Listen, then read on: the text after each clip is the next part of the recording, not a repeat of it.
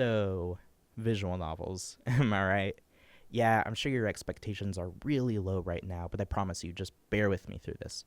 The visual novel genre has long dominated internet culture for generally being embarrassing, and not just because they're not often very good, but also because when you hear, I read visual novels, you're probably not picturing the greatest person you've ever met.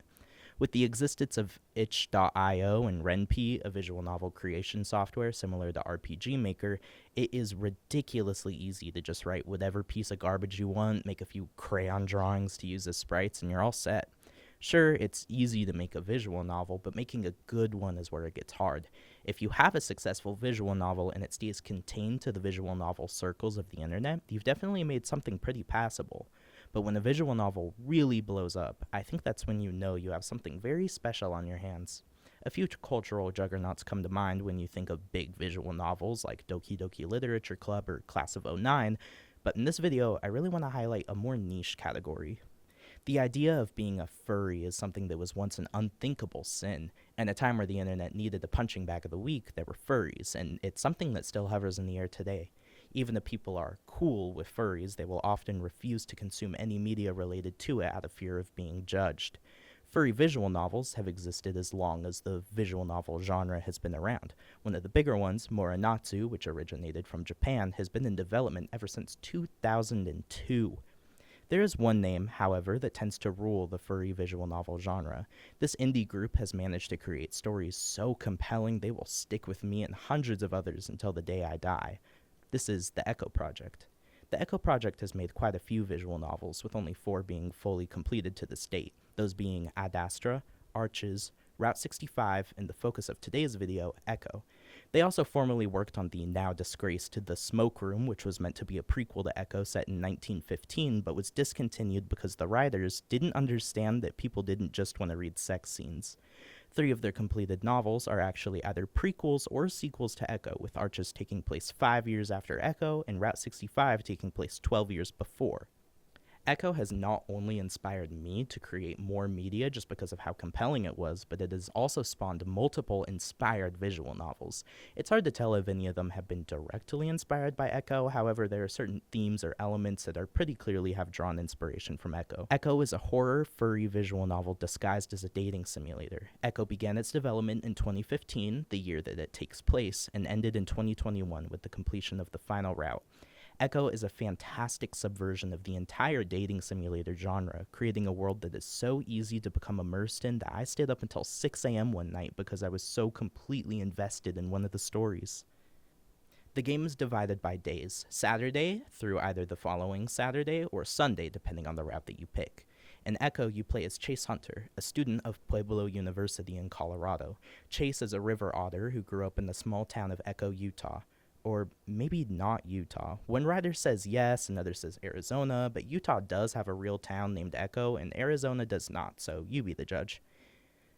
Where he had a group of 6 friends. The story begins with him driving back to Echo, Utah over spring break to attend a reunion organized by his ex-boyfriend Leo Alvarez, and create a documentary for his video journalism class about the history of the town. Sorry for the sudden change in microphone quality. The professional microphone that I was using, I guess I forgot to press the record button, so this whole part was missing. In the car with him are his childhood friends, Jenna Begay, a Fennec Fox and fellow student at Pueblo University, and Tobias T.J. Hess, a Canadian lynx who attends the Echo equivalent of Brigham Young University, a Mormon-dominated school. Upon arriving, he rents a motel for him and his 2 friends accompanying him to stay at. Shortly after, his other friends, Carl Hendricks, a ram who lives with his suspiciously wealthy parents, and Flynn Moore, a Gila monster who works as a receptionist at the town hall, show up. Finally, his ex-boyfriend, Leo Alvarez, a red wolf who works at his father's auto shop just a little bit out of town. Immediately, the dynamic of the friend group becomes clear. Flynn's primary purpose while he's there seems to be berating TJ for his prudish nature and Carl for his weight and smoking habits. Jenna always comes to TJ's defense against Flynn's harassment. Jenna is there to stand up for TJ when he isn't able to stand up for himself. However, Jenna seems mostly indifferent to everyone else's presence in the group. When Leo showed up, he immediately began trying to reconnect with Chase. Leo sits down directly next to Chase and asks him probing questions about what he's been up to ever since graduation. The entire group ends up having a long conversation with each other until Leo proposes they all get together for a group photo. Chase, being the video journalism student, is chosen to take the photo given he has a professional quality camera with him. And so, Chase readies his camera, they all get together and take a group photo, and that is the end of Saturday. You can glean pretty quickly that Carl and Flynn have remained close friends ever since graduation, whereas Flynn clearly holds some type of grudge against TJ, which he hides beneath the guise of simple hazing. It's also easy to tell that Chase is the one that broke things off with Leo, from the way Leo instantly sits down next to him and chatting him up, to the fact that Leo is still wearing the couple's bracelet Chase bought the two of them at a gift shop, which is a small bracelet in the shape of an anchor. I could go into a lot more detail about this scene alone, but I'm just going to move on as to not bore you. On Sunday, everybody goes to a theme park called Southwest Adventures, being an obvious parallel to Lagoon, a real-life theme park in Utah.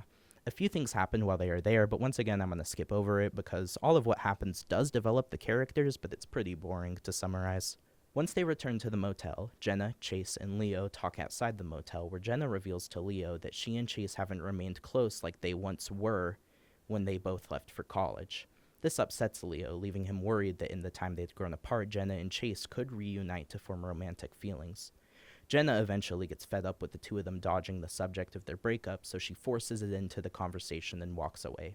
They both awkwardly stand next to each other for a good few minutes. They don't say anything. Chase tells himself they were never good at communicating, and it's probably why they broke up to begin with. Leo breaks the silence and asks why he doesn't wear his bracelet anymore. Chase reveals to Leo that the bracelet doesn't just represent their relationship, but instead it represents Echo. More specifically, how Chase feels chained to Echo. He hates Echo, and he couldn't wear it once it started to remind him of Sydney. Up until this point, we'd never heard of a Sydney. Sydney was their sixth friend. He was another river otter, just like Chase. Growing up, he was a troubled child, and he was usually the divide of the friend group, other than his only real friend, Flynn. In 2003, when Chase and Sydney were only 9 years old, Sydney mysteriously drowned in the town lake, Lake Emma. TJ was the one to discover his body. He'd wandered in too deep while everyone was looking the other way, and he didn't make it. It's Monday morning, and everyone had agreed to go to a river that was downstream of Lake Emma so Chase could get some footage of the lake due to its historical importance. From the moment they arrive, it is very clear they're having a great time, except for Flynn. Chase, getting sick of his attitude, decides to go for a quick swim in the lake, being an otter and all. While he's in the water, he recounts stories of taking people treasure hunting on his back in the lake when they were younger, since he was an otter and could hold his breath for roughly 7 minutes. He returns to a cold scene where no one is talking, making eye contact, or even moving around. Flynn sarcastically asks Chase how his swim was, but that's all Chase can worm out of him. After a bit of egging on, Chase manages to spark a conversation between everyone. They all reminisce about when they were kids and talk about the fun stuff they would do together at the lake. It almost seems like everyone is finally ready to heal and talk about what happened. Until Flynn steps in. Flynn randomly interjects in the conversation, telling everyone it was redundant to have conversations about that. Jenna and Leo try their best to reason with Flynn and calm him down, but he isn't having it. Eventually, Jenna makes the mistake of asking him what his problem is with everyone. Flynn points to Carl and tells him he has no life. Jenna abandoned her family and assumes he's trailer trash. Leo's trying to worm his way back into Chase's life. Chase is a bland yes man who wants to sleep with everyone. And finally, he stops at TJ. He goes up to TJ and asks, "What happened, TJ?"